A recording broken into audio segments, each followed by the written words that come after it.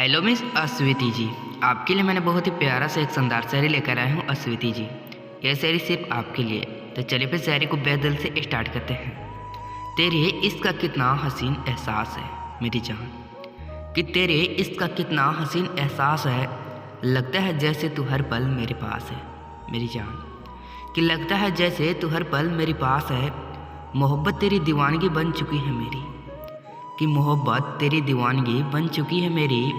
अब ज़िंदगी की आरज़ू सिर्फ तुम्हारे साथ है, कि अब ज़िंदगी की आरज़ू सिर्फ तुम्हारे साथ है। आई लव यू मेरी जान, आई लव यू।